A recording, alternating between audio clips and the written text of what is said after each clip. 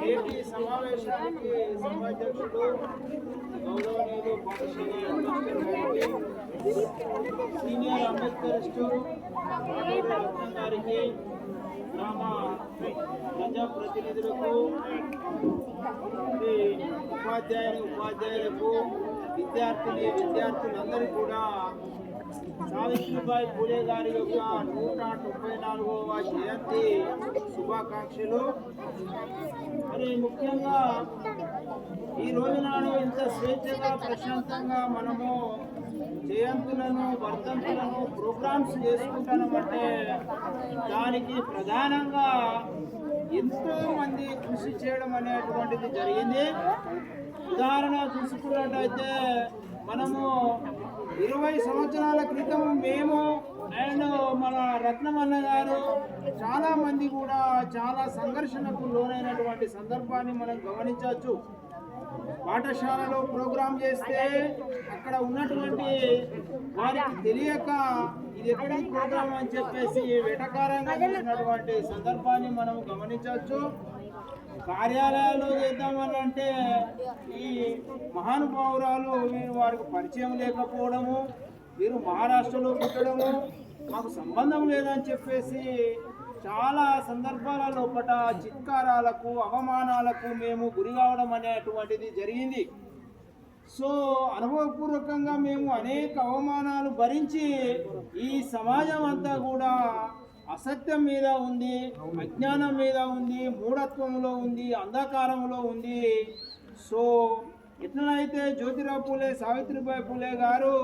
అక్షరంతో మాత్రమే ఈ సమాజాన్ని మార్చచ్చు అని చెప్పేసి, విద్య లేక వివేకం లేదు, వివేకం లేకపోతే నీతి లేదు, నీతి లేకపోతే గతి లేదు, గతి లేకపోతే విత్తం లేదు, విత్తం లేకనే ఈ బహుజనులంతా కూడా అధోగతి పాలవుతున్నారని చెప్పేసి మొట్టమొదటిసారిగా పాఠశాలలను ప్రారంభించి అందులో ప్రధానంగా స్త్రీలందరికీ కూడా ఒక పాఠశాలను పెట్టేసి మొట్టమొదటి భారతదేశంలో పాఠశాల 1848వ సంవత్సరంలో ప్రారంభించబడింది. సో ఈ విధంగా వీళ్ళ చరిత్ర అనేటువంటిది మనము ఎంత దాచిపెట్టినా దాగకుండా మన భూగర్భం నుంచి వెళ్ళి విత్తనాలు ఎట్లనైతే బయటికి వస్తాయో ఆ విధంగా వస్తూ ఈరోజు మహావృక్షం అయిపోయి పల్లె పల్లెలో, గుండె గుండెలో, తండ తండలో, అన్ని ప్రాంతాల లోపల సావిత్రిబాయి పూలే జీవిత చరిత్ర, జ్యోతిరావు పూలే గారి యొక్క జీవిత చరిత్రను మేము ఆల్ ఎంప్లాయీస్ వెల్ఫేర్ సొసైటీ తరఫున ఒక వేలాది బుక్స్, ఈ మహానుభావురాలి యొక్క బుక్స్ను ఫ్రీగా డిస్ట్రిబ్యూషన్ చేస్తూ అనేక కార్యక్రమాలు చేస్తూ ఈరోజు ప్రతి పల్లెను అందరం కలిసి నిర్వహించుకోవడం ద్వారా గవర్నమెంట్ ఆఫ్ తెలంగాణ వారు కూడా అధికారికంగా ఈ మహానుభావురాలు యొక్క పుట్టిన తేదీని ఉమెన్స్ ఏదైతే ఉందో టీచర్స్ డేగా జరపాలని చెప్పేసి జీవోను పాస్ చేయడము, ఇందులో ఆల్ ఎంప్లాయీస్ కృషి అండ్ అంబేద్కర్ సంస్థల యొక్క కృషి,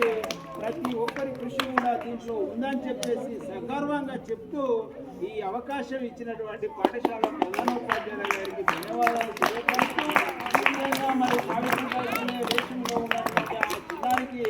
మా ఆశీస్సులను తెలియపరుస్తూ, మేము పోయేటప్పుడు ఆ చిన్నారికి సావిత్రిబాయి పూలే ఒక బుక్ చేతిలో పెడతాం. దాన్ని ఆమె చదువుకొని సావిత్రిబాయి పూలే మాదిరిగా మంచి సమాజ సేవ చేస్తుందని చెప్పేసి ఆశిస్తూ ఉన్నాం. ఈ కార్యక్రమానికి ముఖ్యంగా మాకు తోడు రావాలి, మేము చేస్తున్నటువంటి త్యాగానికి పనికి కొద్దిగా తోడయ్యి అన్ని దిశల్లో మీ వంతు కృషి చేస్తారని చెప్పేసి ఆశిస్తూ ముగిస్తూ ఉన్నాం.